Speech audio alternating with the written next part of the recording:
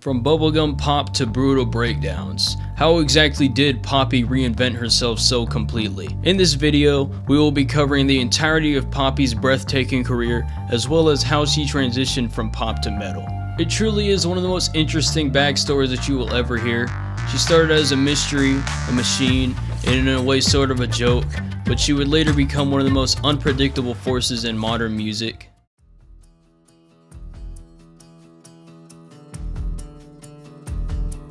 Mariah Rose Pereira, aka Poppy, was born January 1st, 1995. She was born in Boston, Massachusetts, but grew up in Nashville, Tennessee. As a child, Poppy did dancing for many years and was training in performing arts more broadly. Her father was a drummer in a band, and she has said that she watched him perform. In 2011, she had her first public performances, for example, at a venue called Indie Cove on August 11th, where she covers an Alanis Morissette song. The same year, she created two YouTube channels, That Poppy, and another channel called Mariah Poppy, where she posted covers, vlogs, and performance videos. Most of these early videos were later made private or deleted by the year 2014. She has also performed at social media or internet festivals such as VidCon in June of 2012 and Digitor in June 2013. It's also worth mentioning that she was featured on the song Hide and Seek by Epic in 2013 as well. Poppy eventually moved to Los Angeles to pursue a music career. She teamed up with a man named Titanic Sinclair, who played a key directional role in shaping the Poppy persona. So in the late 2014, she began to upload videos under the more defined Poppy identity. Her first video in that style was Poppy Eats Cotton Candy. It came out in November of 2014. It's also worth mentioning the older channel Mariah Poppy was deleted in 2014. Poppy's videos would consist of her doing the most random things such as showing off a sandwich or hula hooping, and even that one viral video called I'm Poppy, which is literally her saying I'm Poppy over and over again for 10 minutes straight. This content began to catch the attention of a lot of people, including the Literal Film Theory YouTube channel. If you were to tell me that Poppy was somehow tied to the Illuminati before I watched this video, then I would never have had believed you, and I would have called you crazy, honestly. In interviews, Poppy described herself as quiet and shy as a child, and someone who didn't fit in easily at school. She said it herself that she was bullied for being different, and that it pushed her to retreat to her own world, focusing on art, dance, and performance instead of socializing. She also mentioned that she used to eat lunch alone and preferred spending most of her time online, which became an outlet for self-expression. That sense of isolation and observation appears in her early Poppy YouTube videos. The robotic tone, surreal detachment, and content on internet fame can be read as a stylized way of processing alienation. Poppy once said that she wanted to create something that didn't make people feel bad about being different, suggesting that the Poppy character was partly a protective persona that turned her weirdness into a form of art. Her interest in digital identity and control explored how people present themselves online versus how they really are. This can also be traced back to those feelings of not fitting in during her youth. Poppy's backstory is truly one of the most amusing, but also one of the saddest I've ever seen. And in some ways, I can even relate. And I'm sure a lot of people, especially in this generation, can as well. So I want to dive deeper into this persona that Poppy had developed on this channel. It was very carefully constructed. Her monotone voice, slow speech, and blank expression were not a performance glitch, but a literal design choice. Early videos functioned as a short performance art piece. She used white voids and sterile lighting, evoking corporate commercialism.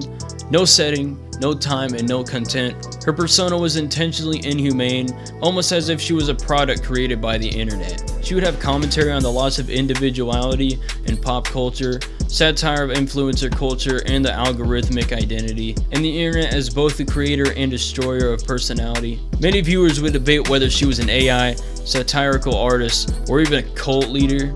She gives in-character interviews, maintaining mystery and consistency, a performance very similar to Andy Warhol, David Lynch, or performance artists such as Marina Abramovic. The key idea was Poppy isn't playing a pop star, she's playing the idea of one. Her catchphrase, I'm Poppy, becomes kind of a brand mantra.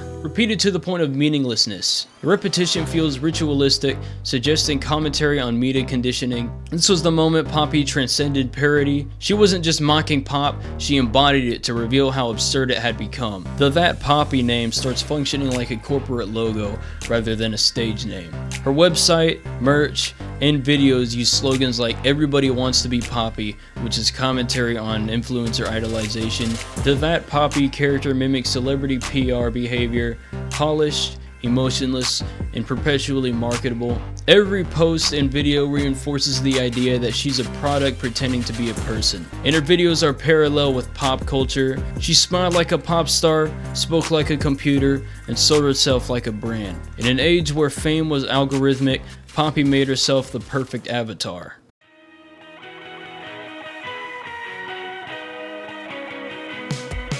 The year 2016, Poppy released the Bubble Bath EP and Low Life. This would introduce That Poppy as a musical artist, but she's still in character. The juxtaposition of upbeat, glittery pop with eerie performance art created confusion, and people began to ask, is this real pop music or another layer of satire? Even as Poppy enters the music industry, she continues to parody its machinery. Her interviews remain mechanical, and her stage persona never breaks. She is a living embodiment of hyper-curated identity. This overlap of sincerity and irony becomes her defining artistic signature. We can see visual references in her music video Low Life, with its bright, cold imagery and false cheerfulness. That one video, Money, a consumerist visual, and promotional clips where she discusses fame or fans robotically. The pre-release of Poppy.Computer, her first album, was when she started phasing out of the that from her name. Poppy became more self-aware, leaning into pop conventions rather than hiding behind total irony. Her persona began evolving from mechanical doll to digital deity. She was practically the leader of her own pop religion, hence the name Poppy.Church. The tension between authenticity and artificiality became her core message. But still, artifice remains central.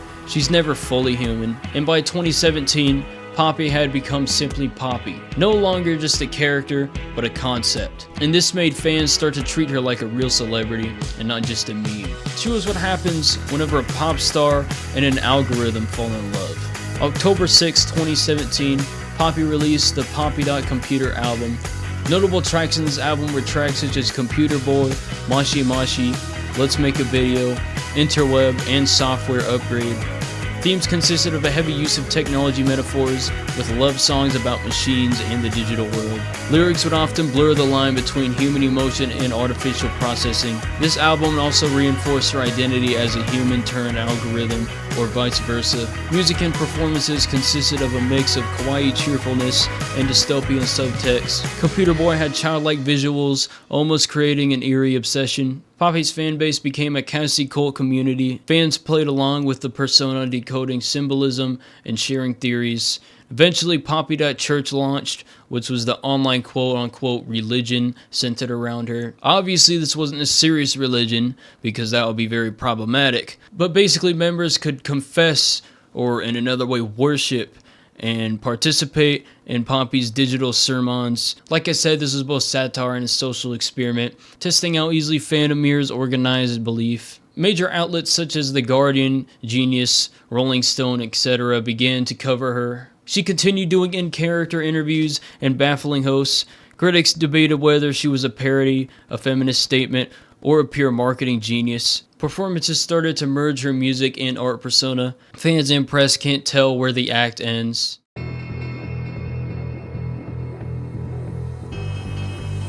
After the release of Poppy.Computer in late 2017, Poppy's world was pastel, polished, and perfectly constructed, and the That Poppy persona seemed stable, robotic, cheerful, and obedient. But subtle hints of discomfort and rebellion started to appear. Poppy's lyrics began to show awareness of her own artificiality. For example, in the song Let's Make a Video, she says, "I'm only human after all, I just do what I'm told." And in the song Interweb, "My camera's always watching me, I'm living in a screen." Interviews also began to grow stranger. She always stayed in character, but there's a flicker of emotion between the monotone. Visuals began to show corruption in the perfection system, and you could see glitching, distortion, and static. Then there was the release of the Am I a Girl album. This was Poppy's turning point. This was when the concept of that Poppy started to collapse under its own weight. The title itself, Am I a Girl, is a direct question about self-definition and autonomy. You could say that each track feels like she's trying to break free from programming. Many songs critique expectations placed on her as a female artist and digital icon. There were a few songs in this album that highly contributed to her development, one being Time Is Up, a collaboration with Diplo. It featured a robotic delivery, but lyrics described the end of humanity and the rise of artificial life. This song was symbolic of her own rebirth, shedding human identity for a new form. The music video shows her as a synthetic prophet, leading robots to replace humans. It is also important to mention Play Destroy featuring Grimes. This song was about when pop collides with destruction. That's simply just a metaphor for creative rebellion. The collaboration also symbolized her shift towards experimental and heavier sounds, but most notably her song X. It begins as a sweet pop lullaby, then explodes into aggressive metal riffs and screams. It is a sonic depiction of the persona literally breaking apart. Behind the scenes, however, there seems to be a growing tension between Poppy and Titanic Sinclair. Poppy began asserting more independence in songwriting and public image, and her social media tone was changing. It was a lot less robotic, and it was more direct and even sarcastic. In interviews, she started to break character slightly, showing flashes of frustration and individuality. A lot of longtime followers began to notice the tonal shift, and the cult-like That Poppy image was starting to lose its grip. Poppy seemed more human than ever, but also unpredictable, so fan theories began to explode. Some think it was a planned reboot, but others sense genuine turmoil. That persona that once had protected her had become a cage. Poppy had built a perfect parody of a pop star, but to evolve she had to kill her own creation. The so-called death of That Poppy was not gradual. There was not a single moment that killed her off. It was a slow, visible unraveling. The release of Am I a Girl seems like both a climax and an implosion. Poppy began to take visible control of her narrative. The cheerful, plastic energy of That Poppy was replaced by an unpredictable mix of sweetness and violence. A key song during this era was X. Starts as a peaceful ballad before violently flipping into screaming and metal chaos. The tonal flash seems like an internal explosion, the artist literally breaking her conditioning. The music video's religious imagery and dual color palette, white versus red, symbolizes innocence being consumed by truth. In early 2019, Titanic Sinclair's and Poppy's fracture became public. Their partnership began to dissolve with tension surfacing behind the scenes. The creative partnership that defined That Poppy fractured, symbolizing the artist reclaiming authorship. The That Poppy YouTube videos began to be uploaded less often, and eventually, of course, the persona faded. Poppy's social media tone began to become sarcastic, assertive, and human, a direct contrast to her earlier robotic posts. And in her videos, the sterile, white background gave way to industrial textures, cyberpunk decay, and raw energy. She also began to experiment with distortion noise and metallic aesthetics. The glitch practically became her new language. Poppy wasn't trying to be perfect anymore, she just wanted to be loud.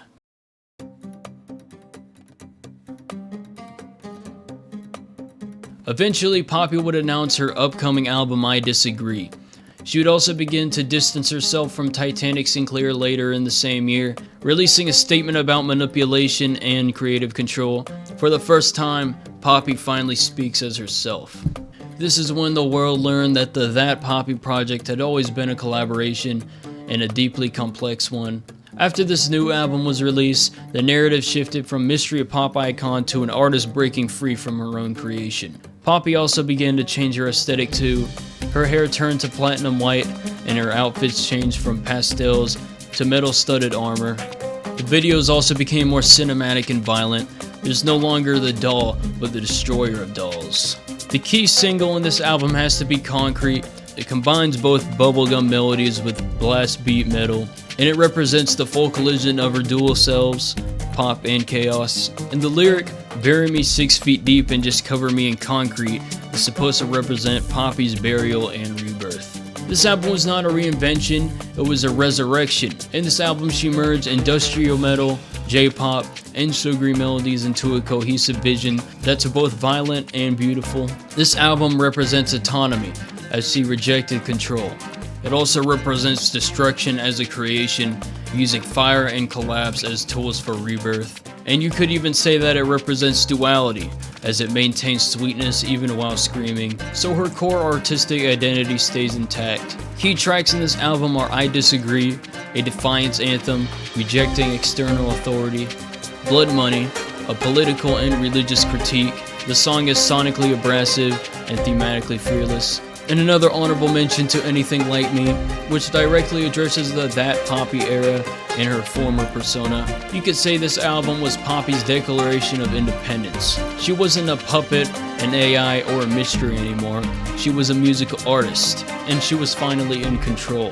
Throughout this era, several powerful visual motifs repeated, such as fire, representing the destruction of old self, purification and rebirth, armor, latex, and metal, representing strength, self-protection, and identity forged through pain. Falling and burning stages, representing the collapse of artifice, and also blood, roses, and silver, which is beauty fused with violence. The dual nature of creation. For Poppy, breaking free wasn't just about creative freedom, it was about survival. She turned trauma, manipulation, and artifice into fuel for reinvention. And when Poppy turned her old world down, she didn't just destroy an image, she destroyed the cage it lived in. For the first time, she wasn't performing, she was living. After the release of the I Disagree album, Poppy released I Disagree More. This expanded the themes of rebellion and empowerment. Her live shows also became more visceral, real band, real instruments, and real rage. The journey from that Poppy to Poppy was officially complete, but instead of building a new mask, she learned to live without one. The doll was gone, and the machine was dead. What was left was something entirely new, something real.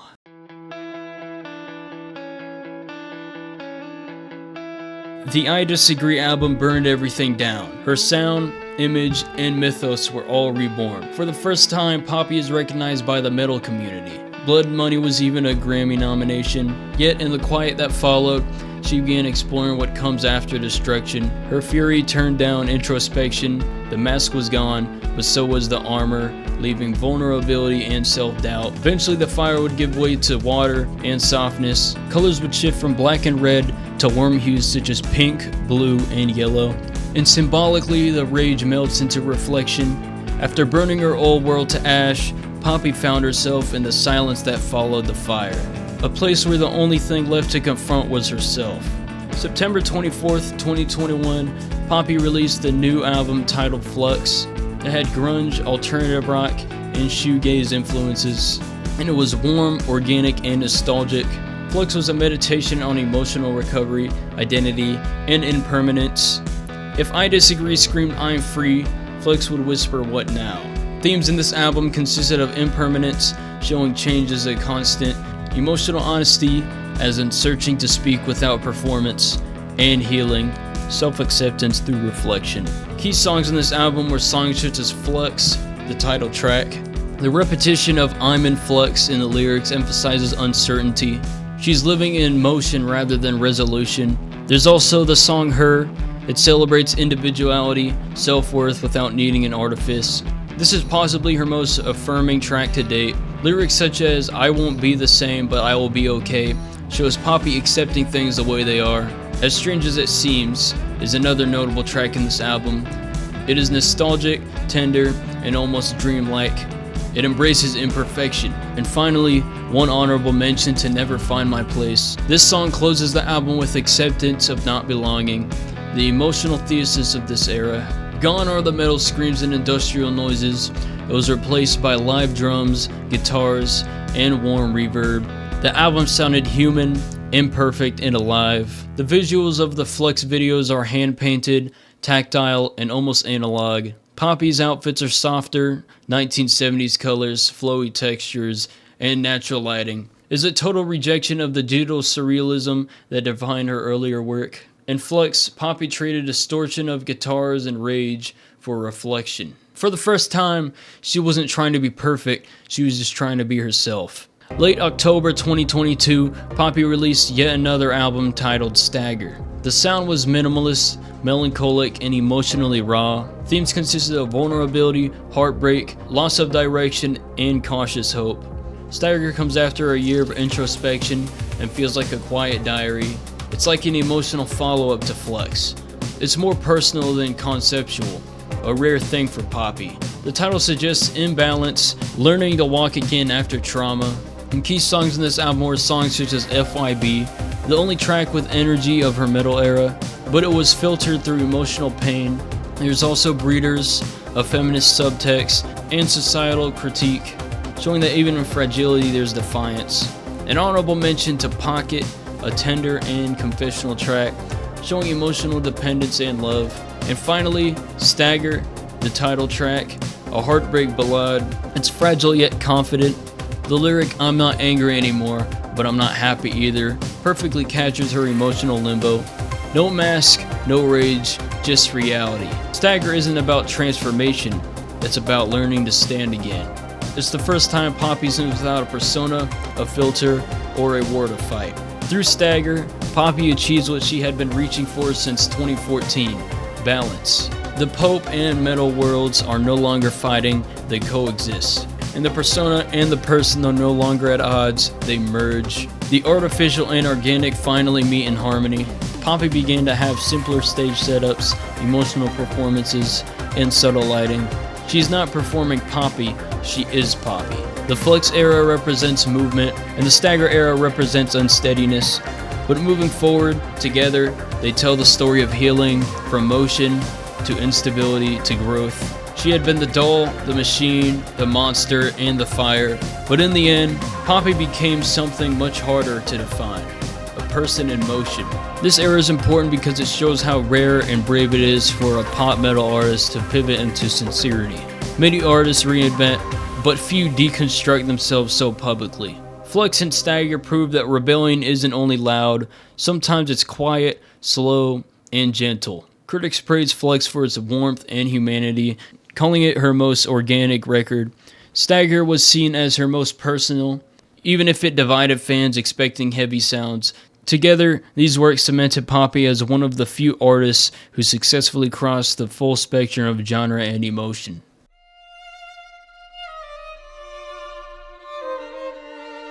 While a lot of Poppy's early career was wrapped in a mystery, performance art, and spectacle, there's a clear and consistent feminist through line running through all of her work, one that deepens over time, not always overt or slogan-based. It's a philosophical feminism about autonomy, control, identity, and what it means to exist as a woman in systems built to commodify, define, and silence you. Let me break it down for you. At the start, Poppy's feminist message was hidden beneath her mask. Her That Poppy persona, a robotic, emotionless girl speaking in riddles, was a parody of how women are treated in pop culture. She played into the stereotypes of the perfect pop girl, emotionless, compliant, and eternally cheerful. But the joke was that she knew it. The more submissive and artificial she appeared, the more it exposed how hollow the system around her was. The That Poppy videos aren't just random absurd sketches, they are satire about gendered expectations.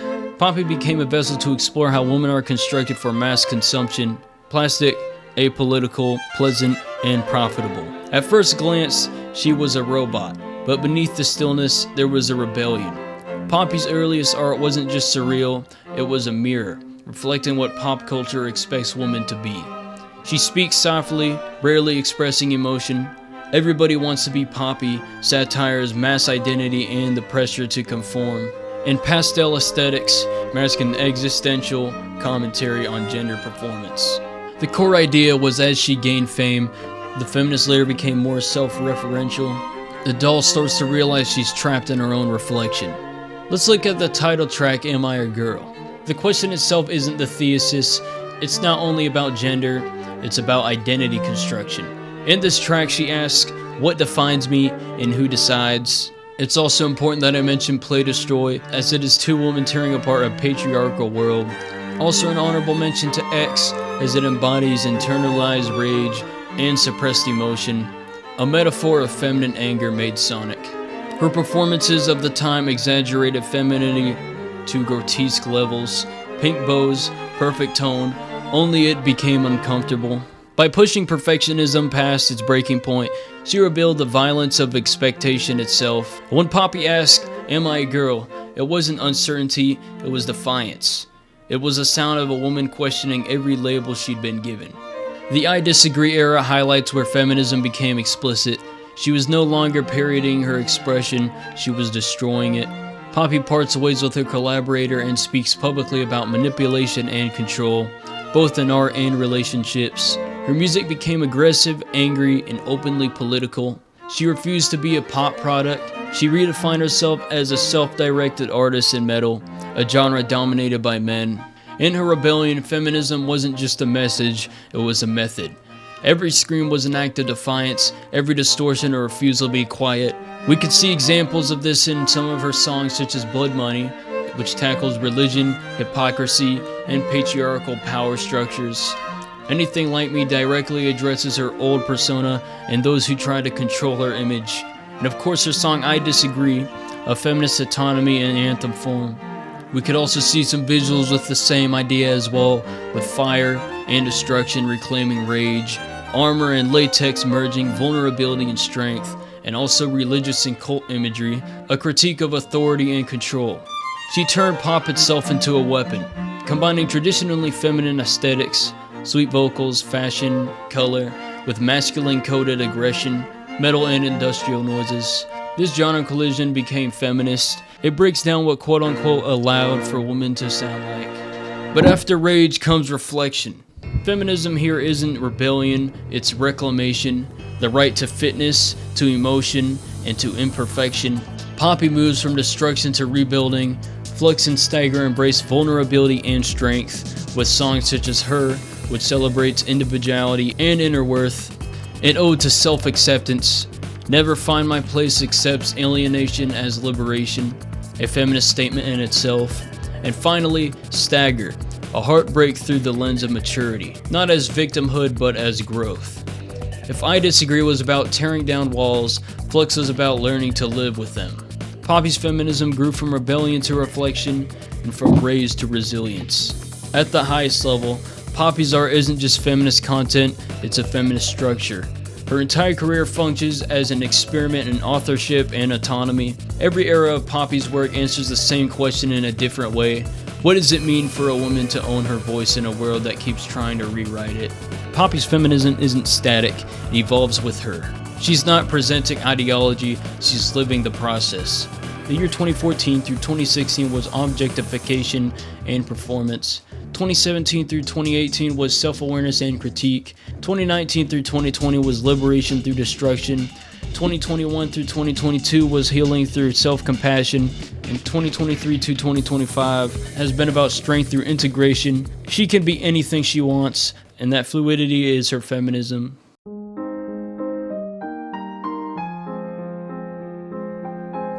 From the start, Poppy's career has been a less linear progression and more of a philosophical experiment. She has spent 10 years exploring the question, what does it mean to be real in an artificial world? And in doing so, she's created one of the most complex and self-aware artistic arcs in modern pop history. When That Poppy appeared in 2014, she wasn't just a new artist, she was an internet anomaly. She embodied the strange, uncanny energy of the mid-2010s YouTube culture, part ASMR, part art installation, part cult broadcast.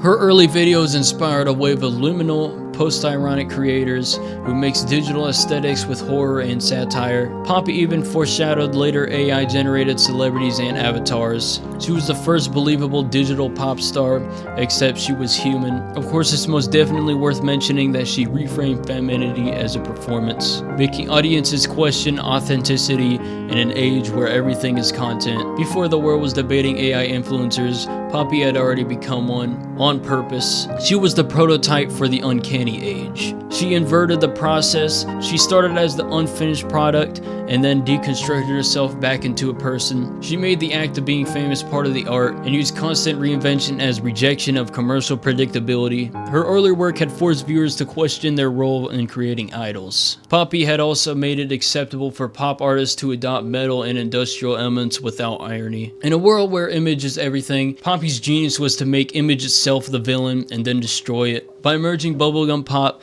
J-pop, industrial metal, and grunge, Poppy built a new sonic identity that didn't exist before her. Her I Disagree era opened the door for a new wave of genre-fluid women in heavy music, and it even helped normalize female presence in metal spaces traditionally dominated by men. She created a bridge between alternate pop and metalcore scenes, headlining both pop festivals and metal tours. Her work challenged purists by proving that emotional authenticity, not sonic purity, defines real music. Music journalists compare her to Bowie, Madonna, and Trent Reznor, artists who use transformation itself as the medium. She didn't cross genres, she melted them together until they stopped existing as separate worlds. Beyond music, Poppy's art became a feminist manifesto through embodiment, not lecture.